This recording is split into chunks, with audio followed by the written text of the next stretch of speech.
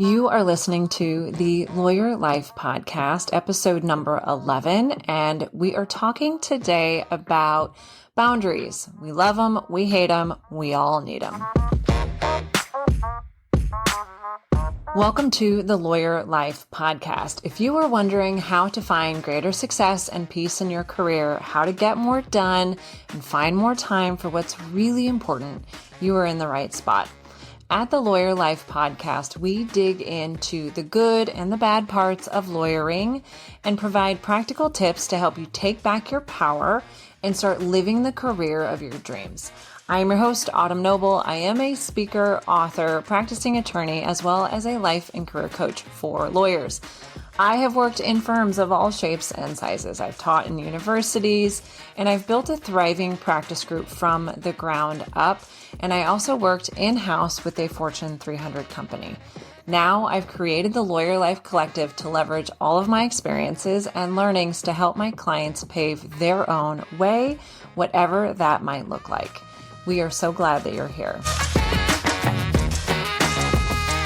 Hello, my friends. If you are new here, thank you for joining us. Be sure to check out the prior episode on people pleasing to set a good foundation for today's topic. If you've been here all along, I am so grateful for you and welcome back. In today's episode, we are talking about boundaries. First, we're going to trudge through some brutal honesty before digging into the how of boundary setting. Then we're going to tackle the big fear. If I set boundaries, are they going to fire me? And finally, we round all of that out with some more brutal honesty, a little hot and sour sauce today. Jumping right in, brutal honesty dose number 1. We are the reason people don't respect our boundaries. It's not their fault, and they will never change if we don't. In everything that we do, we are expressing our values, not only to ourselves, but to everyone around us. In that expression, others will learn to anticipate where they fall on your hierarchy of values. If your choices communicate to them that they will always be number 1, no matter what, they will come to expect that treatment every time. Why wouldn't they? When you get that phone call late at night, you are choosing to value it more than the time at home that you may be spending with your family. Or you might be choosing to place greater value on that call and greater value on not upsetting people at work than you place on getting a full night's sleep. So instead you answer that phone call or you step away from your family and you take the call. You are always making choices where to spend your energy and how to direct your attention. When we fail to set boundaries, we are communicating to others that we will always choose them first. Your job is not robbing you of the balance that you seek. You are opening the doors and burning down all of your guard towers. We hate getting those last-minute projects dropped onto our plates when we're already drowning. Everybody does. Sometimes we even work up the nerve to protest and tell them that we just don't have capacity. But what do? Time and time again, we just do it. We figure out a way to make it happen. We make sacrifices that we don't feel good about, but we get it done. And when it happens the next time, we do the same thing. Why then are we so surprised when they keep doing it? They're getting exactly what they want. Why would they ever stop asking you or believe when you say you don't have time? You've said that before, but you always get it done anyway.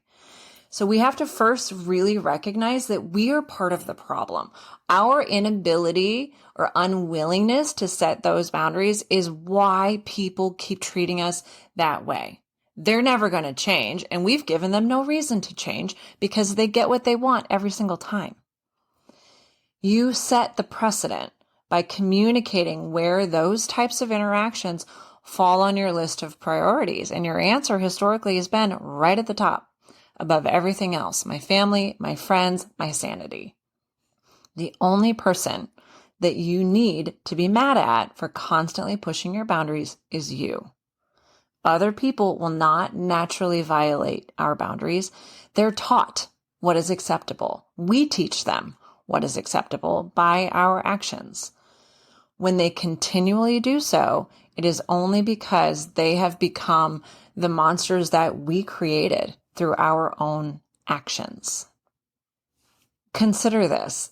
We have all seen those attorneys who just don't give a fuck about not responding immediately to calls or emails. Everybody knows it, and everyone gossips and gripes about it, but everyone is secretly jealous that they don't have the guts to do the same thing. Not only do those attorneys still have a job, but they also have the balance we've been craving. People learn not to call them after hours, and they've deduced that they won't respond to late night quasi-emergency emails unless it's really an emergency. Those types of people, those types of attorneys, they made a choice about what they valued more, not being gossiped about or having work-life balance. For them, having more balance is worth so much more than being gossiped about for not being responsive all of the time. They made conscious decisions about where the demands of the job fell with respect to their values. And they clearly communicated their values and they stuck to their guns. It can be as simple as that. You do not have to respond to every email just because you saw it and just because someone else decided to tack on that little red emergency sign to the email.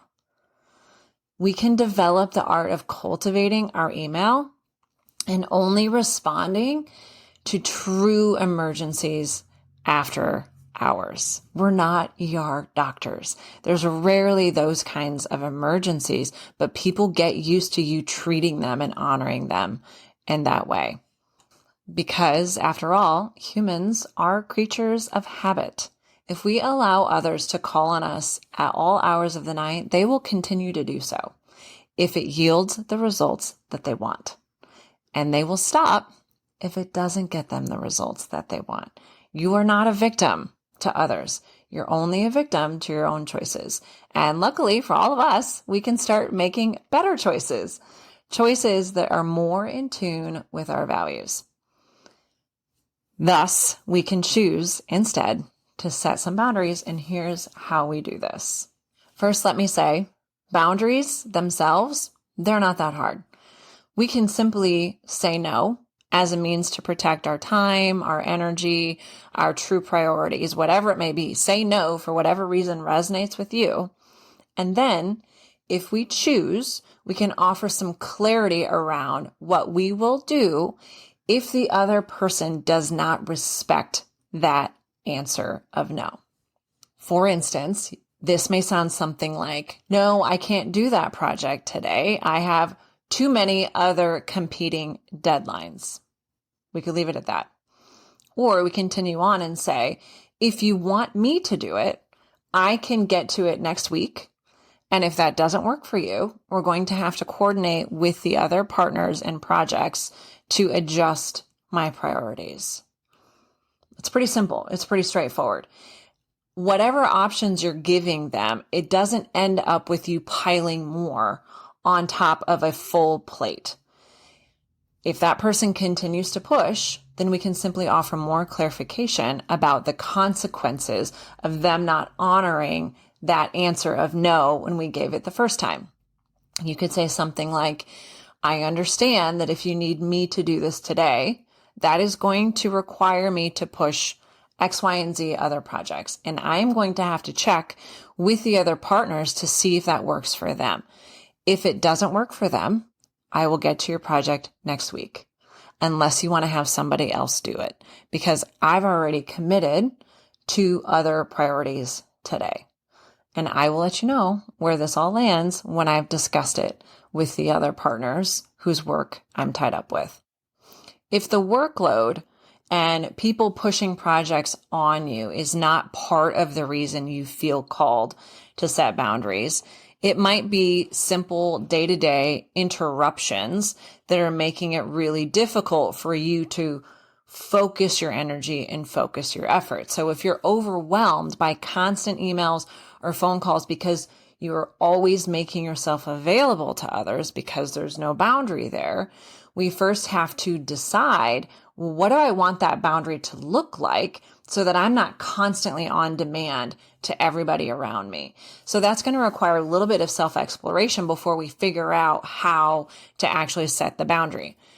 So for instance, ask yourself, are you willing to check your email after hours? I think that's a question that we have to pause and ask. A lot of us just do it.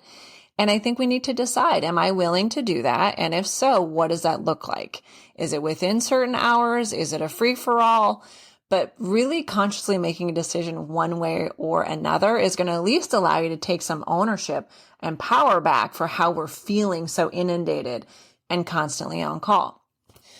So get clear on how often you're willing to be available. Or is this something that just comes up sporadically? You want to be able to go have lunch with your kids. You want to be able to go to a wedding and not feel that constant tug of work.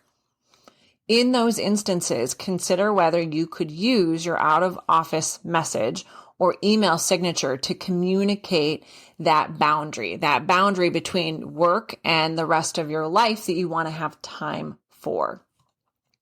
If, for instance, you are going to be away for a weekend, potentially at a wedding or a family get-together, consider including in your out-of-office message the dates and times that you will be checking email so that others are aware that their emails will be going unread during a period of time. Or if you want to implement a practice where you don't check your emails during certain after hours or maybe over the weekend every once in a while, consider including that in your email signature too. 99% of the time when I talk through these potential solutions with attorneys, the usual response is, I don't want to feel like I'm annoying people. I don't want to feel like I'm beating other people over the head with this boundary that I'm trying to set. But the most essential aspect of any boundary is communication. It's not helpful to the other party for us to have this mental expectation as to how they're supposed to interact with us, but then not tell them what those rules are. It only creates this like quiet fuming and anger on our part because they're not figuring out what we want from them, because they're not reading our minds and they have not been able to ascertain how we want them to interact with us. So if there's something that you're wanting or something that you're needing, like freedom to not check your email after hours or maybe over a weekend or not be tied to it constantly, consider leveraging communication avenues like your email signature or your out of office message to let others be aware. And yeah, they might be annoyed and they might not like it. Maybe they will get frustrated. Maybe they will think you're beating them over the head with your new fancy boundaries. In fact, you can probably rest assured that some people are not going to like it. But if they're annoyed by it, that means that they've read it and they're aware. Isn't that really half of the battle? Isn't that really the most important part of a boundary, is letting people know where the line is for you and asking them to honor it and giving yourself the opportunity to react when they have specifically disregarded something that you've clearly communicated to them. People are not going to love being shepherded in this way, but it's not about people pleasing anymore. It's about self-preservation. And that may often require us to let go of what other people are thinking about us in favor of focusing only on our relationship with ourselves. Other boundary violations I often see with my clients is people constantly calling and treating everything as an emergency, right? Like a phone call sort of suggests that it's something that needs to be dealt with immediately. Same thing when they show up at your door.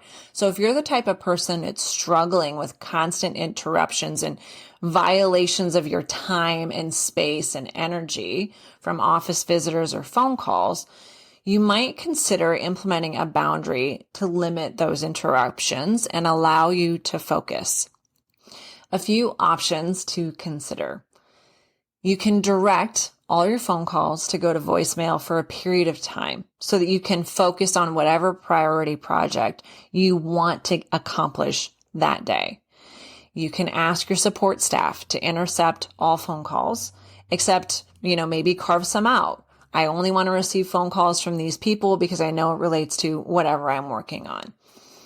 You could silence, meaning essentially ignore all phone calls during a stated period of time.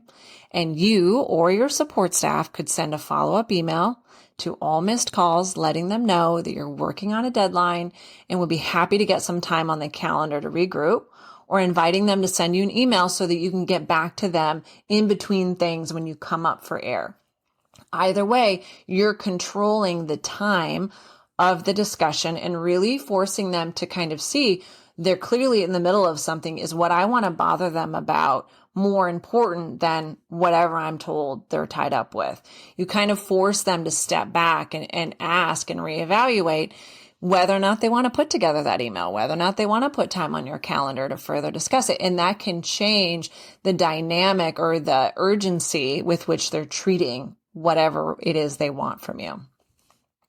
I once had this client who called me all of the time, and he would call to talk through like new ideas, or he would call every time he wondered about some new aspect of the project. He just kind of wanted to ideate through things with me.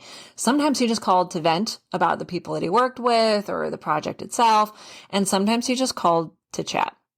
He called when he was frustrated with his team. And other times he would call just to let me know how happy he was with how things were going. But it was constant.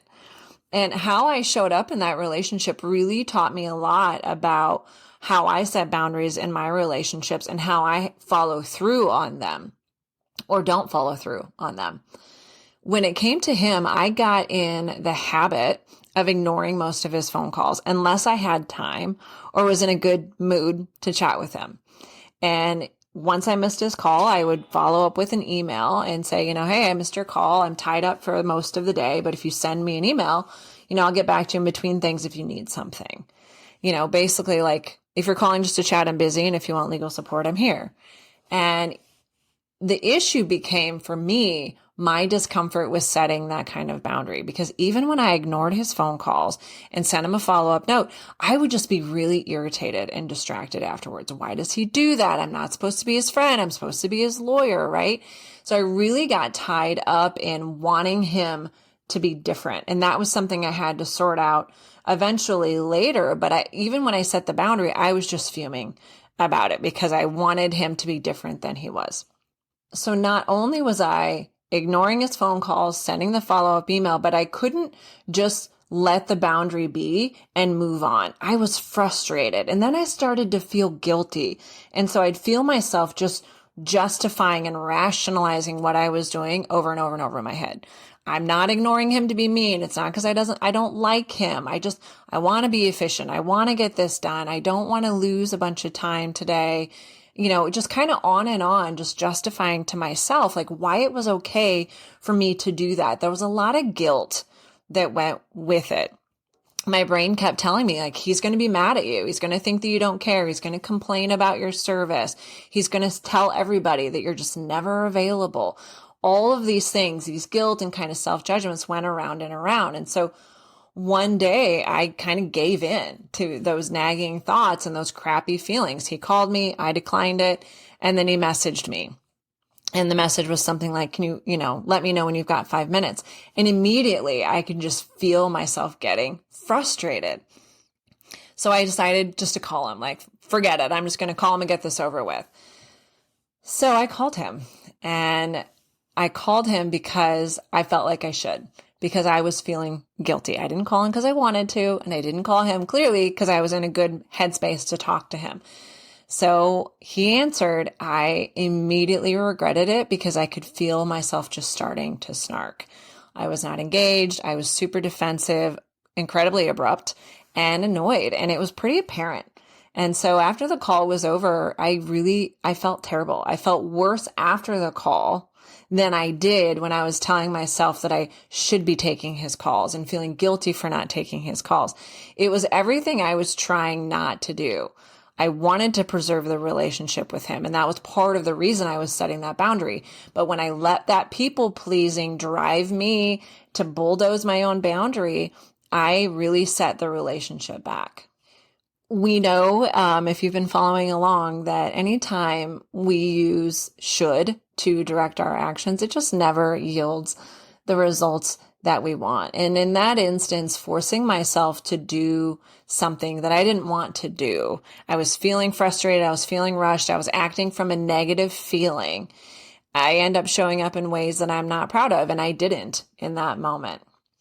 When I realized that I was not really honoring my boundary and I was letting people pleasing drive me to erode my own boundary, I started to change the way I was thinking about it. And I chose instead to believe that no one's going to fire me for being busy. And I can ask people to interact with me in a way that's most effective and efficient for me. And that's okay. People might not like the approach and people might get frustrated with it, but I am committed to being available in a manner that allows me to show up at my best. And I would rather have people frustrated with my communication approach than frustrated with me for being a jerk. All of those thoughts kind of became my new mantra every time I started to feel uncomfortable with the boundary that I had set.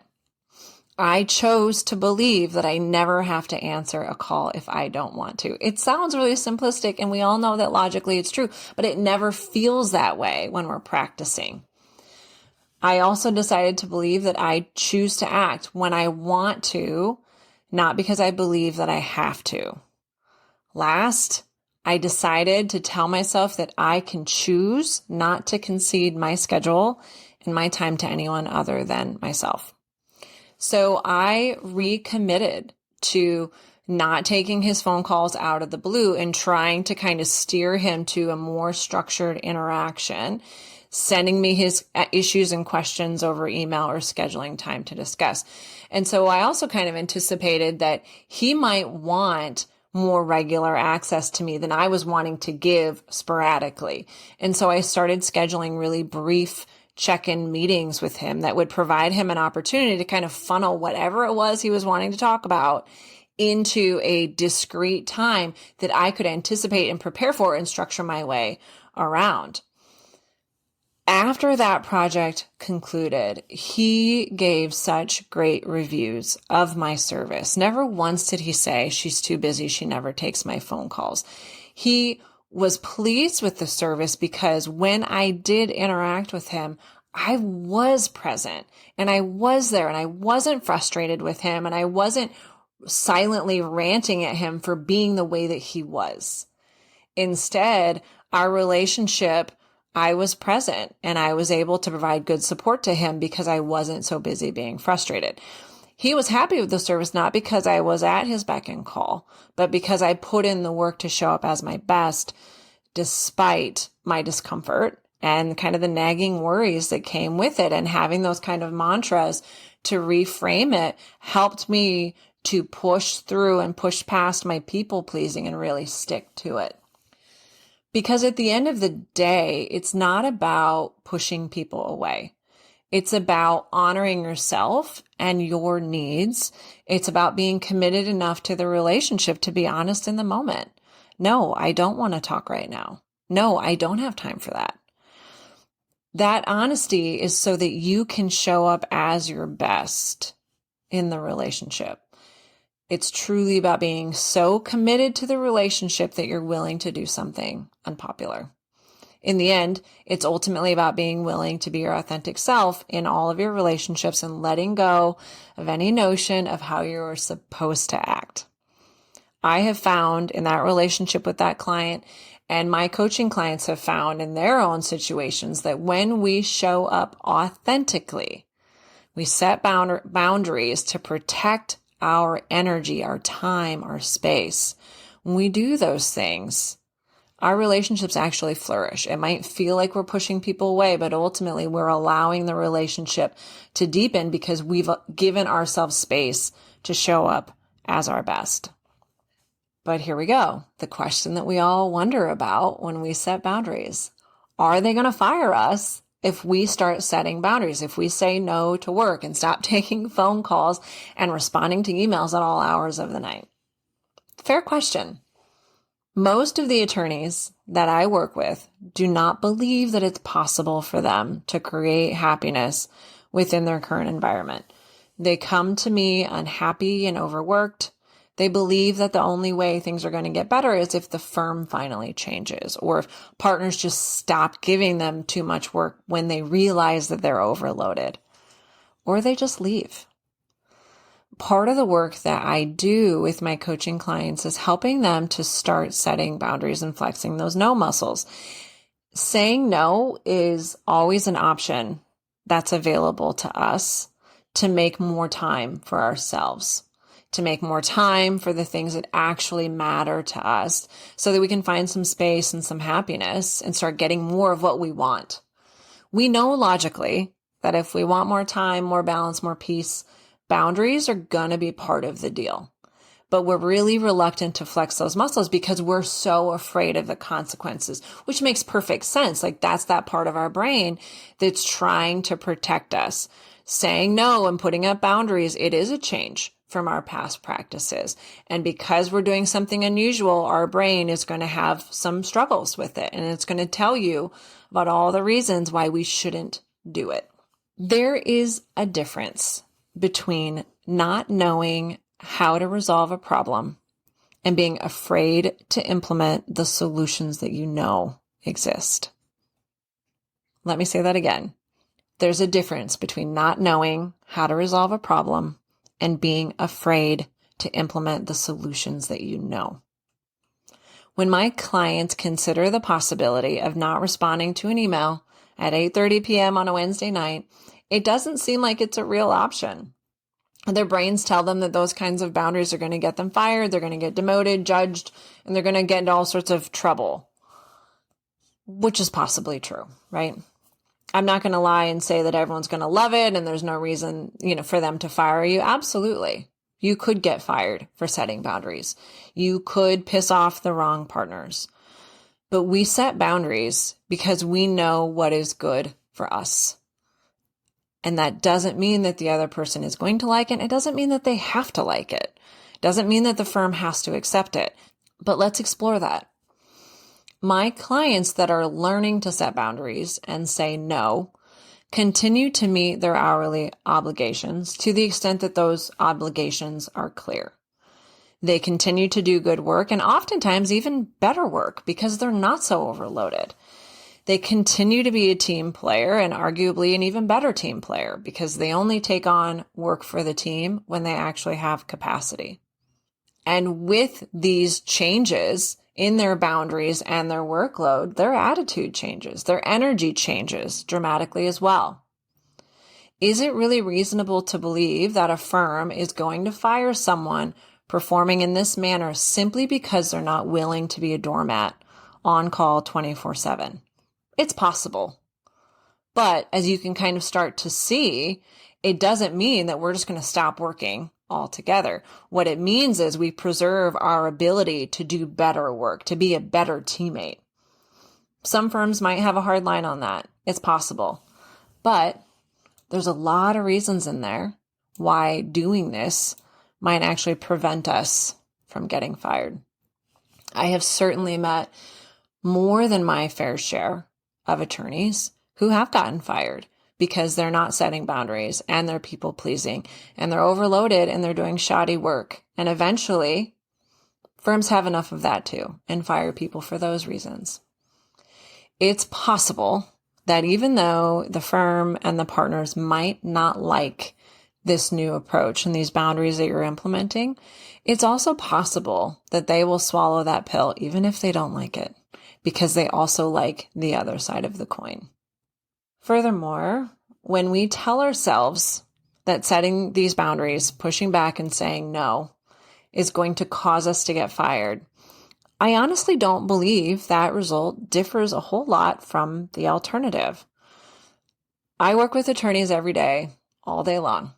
Attorneys who are burnt out and unhappy, attorneys who have implemented the rage quit, and attorneys who are sort of tap dancing on the edge of it. What I submit is this. If we continue the path that we have historically been on, where we ignore our boundaries and forget how to say no, the ultimate result is typically that we leave or we get fired. We leave burnt out, unhappy, and disillusioned, believing that practicing law is just not right for us. Or we get fired because our work product suffers, because our ability to be a good teammate suffers. That path may take several years to trek, but ultimately, that lack of boundaries ends with a sad exit, voluntarily or involuntarily. In contrast, we can choose a path where we speak our truth. We're honest about our availability, we set clear boundaries, and we make time for what's really important to us. If that path were to result in being terminated, we also have to ask, is that so much worse than the alternative? How long do you think you could flex those no muscles, set boundaries, stand up for yourself, and make more time for what's really important to you before the firm steps in and decides they no longer want to employ you? That even though you're billing enough, you're just frustrating everyone with these new fancy boundaries and they've had enough. Would that take 6 months? Would it take a year? What would that time be like for you? To have more time, more balance, the ability to exercise, spend time with your family, instead of feeling constantly on edge and on call, and actually showing up and being present at work and doing good work because you have time to. Wouldn't that 6 months or 1 year of balance and peace serve you in a much better manner than those years of being burnt out and frustrated and cruising towards a rage quit or waiting for the firm to fire you because your work product is suffering? The ending is the same, most certainly, but the person at the end of either of those journeys is absolutely not the same person. And the sacrifices each of them would make during those journeys could not be more different. The choice is always yours. What do you have to lose? But what do you have to gain? We simply have to decide which path and struggle we are willing to accept and consciously recognize the choices that we make. So this brings me to a little more brutal honesty. Some of us don't really want more balance and less chaos in our lives. And here's how you know. Asking yourself, am I willing to do the hard thing in furtherance of my larger goal? Or do I want to accept the struggles attendant to my current circumstances and lack of boundaries? In other words, am I committed to setting boundaries, pissing people off, feeling uncomfortable, worrying about getting fired in order to try and get more balance and happiness in my life? Or would I rather just deal with the pain of being overworked and not setting boundaries? Which one do I choose? Having the lives we want first requires us to see our role in having what we don't want and the choices that we made to create that life for ourselves, to create that life of lacking balance. If we want more space, more balance, and less chaos in our day-to-day lives, we have to decide to make it happen for ourselves. We have to commit to doing the hard things that come with it. Once we recognize that the choices we have been making are part of the problem. So I want to share with you a story about one of the goals that I've had and how I have kind of come face to face with this realization that maybe I don't really want the goal that bad. I have always wanted to be a regular yogi person, incredibly fit, very flexible, all of it. And it always seemed to really fit with kind of my vision of myself. I meditate every day. I do some kind of yoga, stretching. I'm a Reiki master, a meditation instructor, and I just love all this stuff. And yoga seemed like a really kind of natural fit. But the problem is, I don't really want to do it. Usually, like at all. I will avoid it. I'll put it on my calendar and I'll change my mind at the last minute. Sometimes I'll get really into hot yoga and then I decide that I don't like it. Don't get me wrong. I love my daily yoga, light stretching, and my daily meditations. And sometimes I actually enjoy going to a yoga class and feel better once it's done. So what is the problem? And why do I not have that yoga body and that daily yoga practice that I really have been wanting for so long? I simply don't want to do it. I don't want to do the hard stuff that comes with it.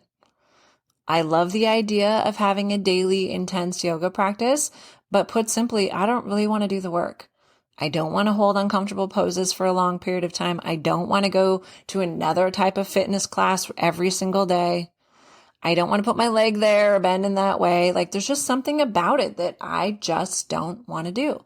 I'm in love with the dream, but I'm not willing to act on it. Maybe someday that'll change. But right now, I am really recognizing that this is something that I've wanted, but I'm not willing to put in the hard work to do it. And that's it. There's nothing sexy here, or there's nothing magical missing. I just am not committed to doing it. And I share this story because we all do this. We're all really good at identifying things that we want and things that we don't have. We've all got a laundry list of things that we want in our lives, but most of us really rarely chip away at those things because when it comes down to it, we don't want to do the hard work. Just like me and my daily yoga practice, I just don't want to do it. I'm not that committed to following through. Most of us, myself included, just want to wake up one day and realize that the accomplishment was simply waiting for us, waiting to be unearthed all of this time. And it was always there for the taking. All we had to do was get up and go to that first yoga class. And like suddenly the heavens would rain down this yoga body on me and this desire to do the practice every day. We just want it to be simple. It's no different than setting boundaries and wanting more balance and less chaos in your life. We want all of those things, but we want it to come easily. We don't really want to do all the work that necessarily precedes it. That is why we don't achieve our dreams and chip away at those laundry lists of goals. We just aren't being honest with ourselves about our willingness to commit and actually do it. So here's what I will offer to you. If you think you want to have better boundaries at work or in your personal life, decide whether you really want it badly enough to go through all of the discomforts that will come with acting on it. If the answer is, I don't really want to go through all of that, then let it go. Don't continue to long after it and lament you're lacking or blame the job or the boss or the work on you not having it. Rather than committing to do the hard thing, so many of us just resign ourselves to being a victim to our circumstances, as if others were just blessed with the ability to do all these things that we just can't do. So we live our lives with this kind of laundry list of wants and wishes. And we tell ourselves, if I only had more time or more money or innate ability, or if only I was stronger, and so on and so forth. But the truth is, it's not our misfortune that we don't have these things. It's our unwillingness to do the damn thing. So if you want something to be different, but you aren't willing to change yourself to create it, what I offer to you is to simply own it. To tell yourself, I really want better boundaries in my life, but I'm not willing to be uncomfortable to make it happen. I'm not willing to risk upsetting people. And then let that shit go. It honestly feels so much better than wishing and hoping that life will suddenly gift you with the balance that you want. And it certainly feels better than blaming everyone around you, the job and the work, for you not having it. If it's not something that you're willing to do the hard work for, let it go. Let it go, honor that, and move on with your life. That alone is freeing, and the choice is always yours. That's all for this week, my friends. Please let me know if you are enjoying this content by leaving me a review or a rating on your podcast listening platform. I would greatly appreciate it. Or send me an email if there are topics you want to hear on an upcoming episode. You can email me at autumn, AUTUMN, at theuncomfortabledream.com. Next week, we dig into overwhelm, the primary sign that you need more boundaries and less people-pleasing in your life. See you there, and until then, thanks for listening and thanks for telling your friends. If you are listening to this and you feel like at times your life and your days are at the mercy of others and you don't have any control, I urge you to reach out and schedule a free consultation with me. Those sentiments are a clear sign that you are not setting healthy boundaries in your life. And how we do one thing is how we do all things. If you aren't setting clear boundaries at work, I can guarantee you aren't doing it in your personal life either. Meet with me and let's get a strategy in place to set and execute better boundaries. You owe it to your sanity to at least try. The first thing I do with all of my clients that work with me is to really cast the dream. What is it that you want? What's working? What's not working? From there, we can start planning and taking action to bring that dream closer and closer. And we dive into that righteous discomfort. It's not easy, but we plan and we strategize and we execute again and again and again until we get there. If that sounds like something that you need, check out the show notes for resources or to set up a free consultation with me and start taking that type of action that you need to create that life that you're truly wanting. If the information in this episode was helpful to you, be sure to check out the show notes to subscribe to our newsletter or sign up for that free coaching consult. The content that we discuss in this podcast is just the tip of the iceberg. We dig into so much more in coaching. If you are at all curious, be sure to reach out, check out those resources in the show notes, and let me know if there's anything I can support you with. You literally have nothing to lose.